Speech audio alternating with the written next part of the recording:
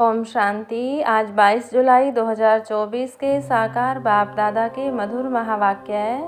बाबा ने कहा, मीठे बच्चे, देही अभिमानी बनो तो शीतल हो जाएंगे, विकारों की बांस निकल जाएगी, अंतर्मुखी हो जाएंगे, फूल बन जाएंगे। प्रश्न, बाप दादा सभी बच्चों को कौन से 2 वरदान देते हैं, उन्हें स्वरूप में लाने की विधि क्या है? उत्तर, बाबा सभी बच्चों को शांति और सुख का वरदान देते हैं। बाबा कहते, बच्चे तुम शांति में रहने का अभ्यास करो। कोई उल्टा सुल्टा बोलते हैं तो तुम जवाब न दो, तुम्हें शांत रहना है, फालतू झरमुई झगमुई की बातें नहीं करनी है, किसी को भी दुख नहीं देना है, मुख में शांति का मुहलरा डाल दो तो यह दोनों वरदान स्वरूप में आ जाएंगे। ओम शांति। मीठे मीठे बच्चे कभी सम्मुख हैं, कभी दूर चले जाते हैं। सम्मुख फिर वही रहते हैं जो याद करते हैं, क्योंकि याद की यात्रा में ही सब कुछ समाया हुआ है। गाया जाता है ना, नजर से निहाल। आत्मा की नजर जाती है परमपिता में, कुछ भी उनको अच्छा नहीं लगता। उनको याद करने से विकर्म विनाश होते हैं, तो अपने पर कितनी खबरदारी रखनी चाहिए।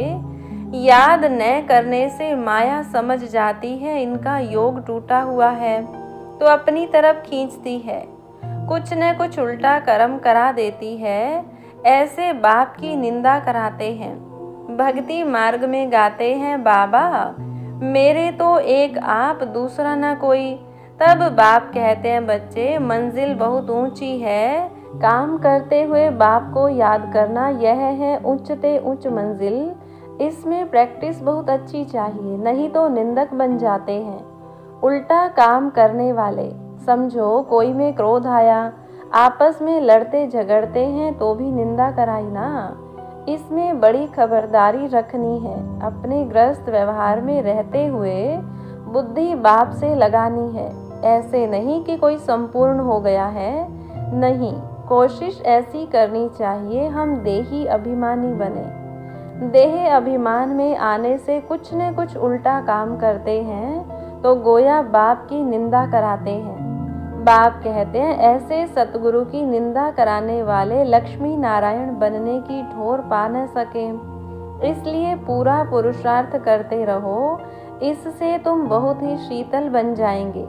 5 विकारों की बातें सब निकल जाएंगी, बाप से बहुत ताकत मिल जाएगी। कामकाज भी करना है। बाप ऐसे नहीं कहते कि कर्म न करो, वहाँ तो तुम्हारे कर्म अकर्म हो जाएंगे। कलयुग में जो कर्म होते हैं वह विकर्म हो जाते हैं। अभी संगम युग पर तुमको सीखना होता है, वहाँ सीखने की बात नहीं, यहाँ की शिक्षा ही वहाँ साथ चलेगी। बाप बच्चों को समझाते हैं, बाहर मुखता अच्छी नहीं है, अंतर्मुखी भव। वह भी समय आएगा जबकि तुम बच्चे अंतर्मुख हो जाएंगे, सिवाय बाप के और कुछ याद नहीं आएगा। तुम आए भी ऐसे थे, कोई की याद नहीं थी। गर्भ से जब बाहर निकले तब पता पड़ा कि यह हमारे माँ बाप हैं, यह फलाना है, तो फिर अब जाना भी ऐसे है। हम एक बाप के हैं और कोई उनके सिवाय बुद्धि में याद न आए। बल टाइम पड़ा है, परंतु पुरुषार्थ तो पूरी रीति करना है। शरीर पर तो कोई भरोसा नहीं, कोशिश करते रहना चाहिए। घर में भी बहुत शांति हो, कलेश नहीं, नहीं तो सब कहेंगे इनमें कितनी अशांति है। तुम बच्चों को तो रहना है बिल्कुल शांत। तुम शांति का वर्षा ले रहे हो ना। अभी तुम रहते हो कांटों के बीच में, फूलों के बीच में नहीं हो। कांटों के बीच रह फूल बनना है, कांटों का कांटा नहीं बनना है। जितना तुम बाप को याद करेंगे उतना शांत रहेंगे। कोई उल्टा सुल्टा बोले, तुम शांति में रहो। आत्मा है ही शांत, आत्मा का स्वधर्म है शांत। तुम जानते हो अभी हमको उस घर में जाना है। बाप भी है शांति का सागर, कहते हैं तुमको भी शांति का सागर बनना है। फालतू झरमुई झगमुई बहुत नुकसान करती है। बाप डायरेक्शन देते हैं, ऐसी बातें नहीं करनी चाहिए, इससे तुम बाप की निंदा कराते हो। शांति में कोई निंदा व विकर्म होता नहीं। बाप को याद करते रहने से और ही विकर्म विनाश होंगे। अशांत न खुद हो न औरों को करो। किसको दुख देने से आत्मा नाराज होती है। बहुत हैं जो रिपोर्ट लिखते हैं, बाबा यह घर में आते हैं तो धम्मचक्र मचा देते हैं। बाबा लिखते हैं तुम अपने शांति स्वधर्म में रहो। हातम ताई की कहानी भी है ना, उनको कहा तुम मुख में मुलहरा डाल दो तो आवाज निकलेगा ही नहीं, बोल नहीं सकेंगे। तुम बच्चों को शांति में रहना है। मनुष्य शांति के लिए बहुत धक्के खाते हैं। तुम बच्चे जानते हो हमारा मीठा बाबा शांति का सागर है। शांति कराते कराते विश्व में शांति स्थापन करते हैं। अपने भविष्य मर्तबे को भी याद करो। वहाँ होता ही है एक धर्म, दूसरा कोई धर्म होता नहीं। उनको ही विश्व में शांति कहा जाता है। फिर जब दूसरे दूसरे धर्म आते हैं तो हंगामे होते हैं। अभी कितनी शांति रहती है। समझते हो हमारा घर वही है, हमारा स्वधर्म है शांत। ऐसे तो नहीं कहेंगे शरीर का स्वधर्म शांत है। शरीर विनाशी चीज है, आत्मा अविनाशी चीज है। जितना समय आत्माएं वहाँ रहती हैं तो कितना शांत रहती हैं। यहाँ तो सारी दुनिया में अशांति है, इसलिए शांति मांगते रहते हैं। परंतु कोई चाहे सदा शांत में रहे, यह तो हो न सके। बहल 63 जन्म वहाँ रहते हैं, फिर भी आना जरूर पड़ेगा। अपना पार्ट दुख सुख का बजाकर फिर चले जाएंगे। ड्रामा को अच्छी रीति ध्यान में रखना होता है। तुम बच्चों को भी ध्यान में रहे कि बाबा हमको वरदान देते हैं सुख और शांति का। ब्रह्मा की आत्मा भी सब सुनती है। सबसे नजदीक तो इनके कान सुनते हैं। इनका मुख कान के नजदीक है, तुम्हारा फिर इतना दूर है। यह झट सुन लेते हैं, सब बातें समझ सकते हैं। बाप कहते हैं मीठे मीठे बच्चों। मीठे मीठे तो सबको कहते हैं, क्योंकि बच्चे तो सब हैं। जो भी जीव आत्माएं हैं वह सब बाप के बच्चे अविनाशी हैं। शरीर तो विनाशी है, बाप अविनाशी है। बच्चे आत्माएं भी अविनाशी हैं। बाप बच्चों से वार्तालाप करते हैं। इसको कहा जाता है रूहानी नॉलेज। सुप्रीम रूह बैठ रूहों को समझाते हैं। बाप का प्यार तो है ही। जो भी सब रूहें हैं भल तमो प्रधान है। जानते हैं यह सब जब घर में थे तो सतो प्रधान थे। सबको कल्प कल्प हम आकर शांति का रास्ता बताता हूँ।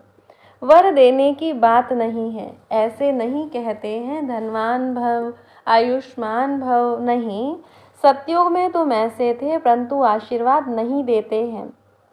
कृपा व आशीर्वाद नहीं मांगनी है। बाप बाप भी है, टीचर भी है, यही बात याद करनी है। ओहो, शिव बाबा बाप भी है, टीचर भी है, ज्ञान का सागर भी है। बाप ही बैठ अपना और रचना के आदि मध्य अंत का ज्ञान सुनाते हैं, जिससे तुम चक्रवर्ती महाराजा बन जाते हो। यह सारा ऑलराउंड चक्र है ना। बाप समझाते हैं इस समय सारी दुनिया रावण राज्य में है। रावण सिर्फ लंका में नहीं है, यह है बेहद की लंका। चारों तरफ पानी है। सारी लंका रावण की थी, अब फिर राम की बनती है। लंका तो सोने की थी, वहाँ सोना बहुत होता है। एक मिसाल भी बताते हैं। ध्यान में गया, वहाँ एक सोने की ईंट देखी। जैसे यहाँ मिट्टी की है वहाँ सोने की होंगी, तो ख्याल किया सोना ले जाएं। कैसे कैसे नाटक बनाए हैं। भारत तो नामी ग्रामी है। और खंडों में इतने हीरे जवाहर नहीं होते। बाप कहते हैं मैं सबको वापस ले जाता हूँ गाइड बन करके। चलो बच्चे, अब घर जाना है। आत्माएं पतित हैं, पावन होने बिगर घर जा नहीं सकती हैं। पतित को पावन बनाने वाला एक बाप ही है।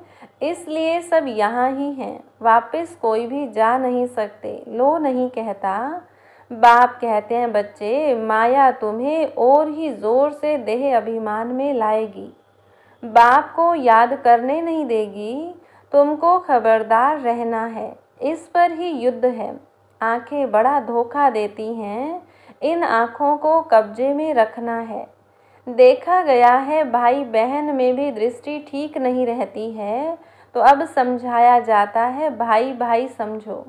यह तो सब कहते हैं हम सब भाई भाई हैं, परंतु समझते कुछ भी नहीं। जैसे मेंढक ट्रां ट्रां करते रहते हैं, अर्थ कुछ नहीं समझते। अभी तुम हर एक बात का यथार्थ अर्थ समझ गए हो।